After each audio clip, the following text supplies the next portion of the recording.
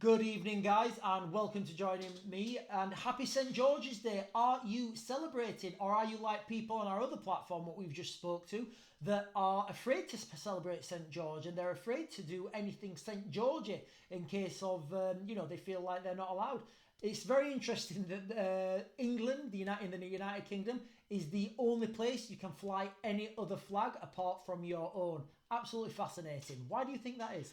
So, guys, we've got a long one today. There's a lot happening in the world, okay? A lot of the stuff nobody's even talking about and nobody's even mentioning because they don't see how these things fit together. So, without further ado, guys, if you've not done so already, please like, follow, and subscribe. It really helps us out when you do that. So, we're going to start with the funding bill from the United States. So, what was the fallout of that funding bill?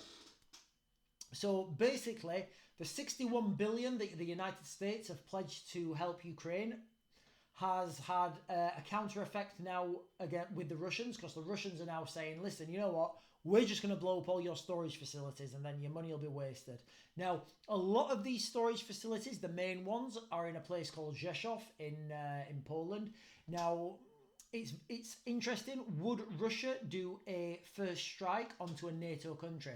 Because what you've got to consider is, as far as the Russians are concerned, they're already at war with NATO. They've already, taken the best of NATO's munitions, NATO's armaments, and what more can NATO throw at them? So for the Russian point of view, maybe it's worth them doing a preemptive strike into Poland. If that did happen, that would 100% be an Article 5 issue. So also today in the UK, people are talking again about the notion of sending UK troops into Ukraine. Remember, I called this like a month ago or something. I told you exactly when I feel this is going to happen. And I gave the reasons why. If check out my video on that, on my previous videos. I can't remember what it's called. I think it's called My Predictions or something. But I basically go into that, why I feel they'll be going on that date, which is the 17th of next month. Now, obviously, if people are talking about sending troops, British troops, NATO troops, into Ukraine, that kind of means there's already a plan for it. It could already happen. Remember, when's the best time to send troops? When they're at their most ready. When are they at the most ready?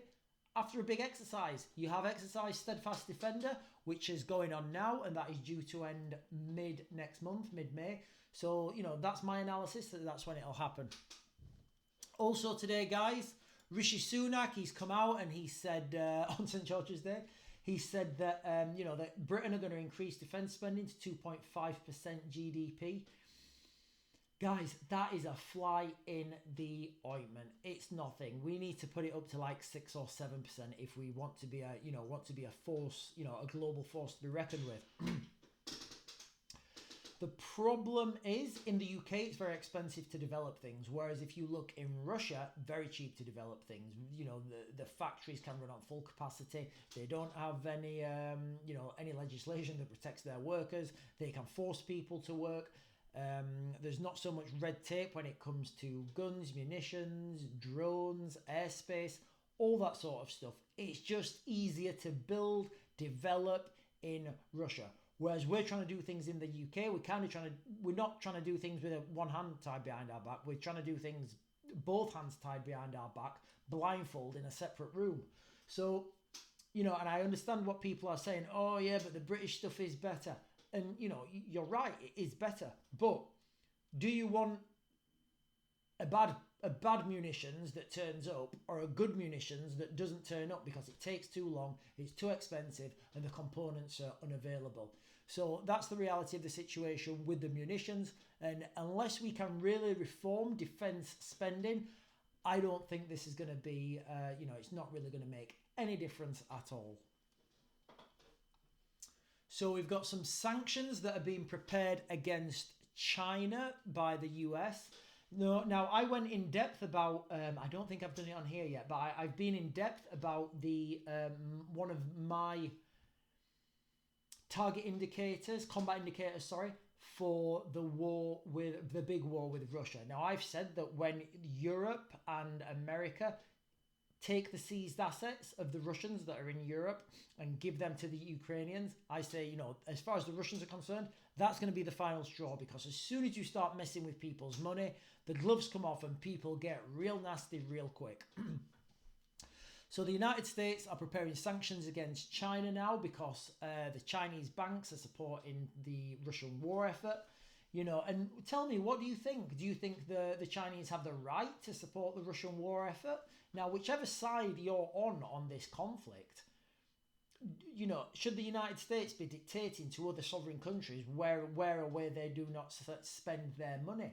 It's really interesting to me that people can do that to people.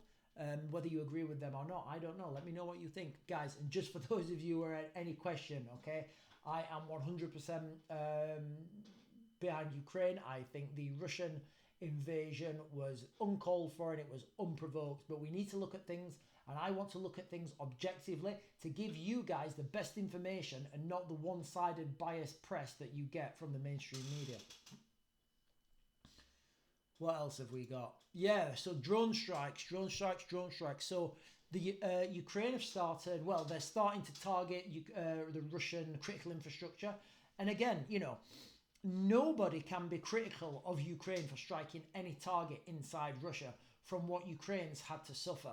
The Ukrainians, they are in an absolute fight for their lives. And the outcome of that war could quite potentially dictate how we as Western Europeans live our lives, because if Russia breaks through the Ukrainian front line, they're not going to stop in Ukraine. They're going to go into Poland. They're going to keep pushing until they can't go no further. And who's at the end of that line? Good old Great Britain. Now, we are very what's the word I'm looking for? We're very blinkered and we don't see the threat in Eastern Europe like the Eastern Europeans do. You go to Poland, Estonia, Latvia, they are all preparing for this conflict. They know it's coming. They know at any time the Russians could break through, and nobody wants that. Go and look how the Russians treat their prisoners. Go and look how they were in Bucha, in Irpin, Borodoyanka, places in Ukraine that you can actually see. And for all those people who say, oh, Putin was, he was provoked, go and look at the reports from Bucha, from Irpin, from Borodoyanka.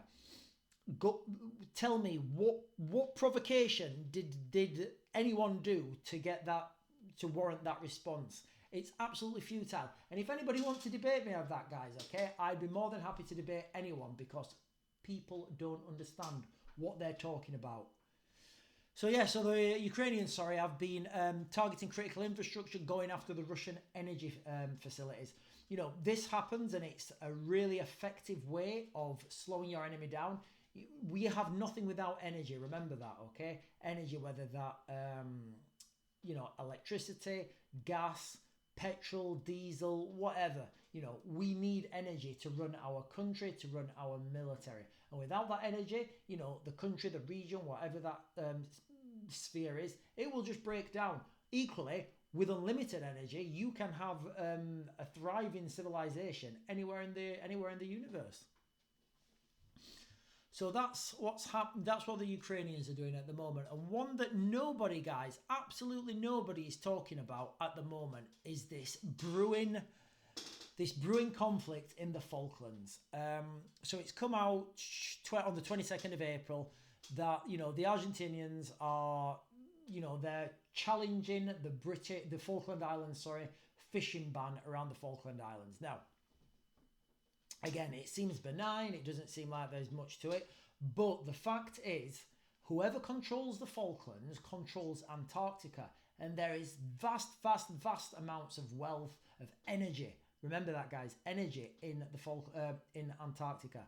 And again, whoever controls the Falklands controls Antarctica. So, as things ratchet up and we move closer to this all-out world conflict, what I foresee happening is as soon as Britain is bogged down in Ukraine, I feel that the Argentinians are going to have another crack at the Falklands, and they're going to want to seize control of that land base. Again, it's not going to be an easy fight for the Argentinians. First of all, they don't really have the military manpower to do it, but they've just bought a heckload of fast jets from, I can't remember where it was, but they've just bought 22, I believe, F-16s. These F-16s can do long-range standoff strikes, and they can bomb the Falklands from a long way away. Now, that could be the tactics of the Argentinians to gain back control of the Falklands.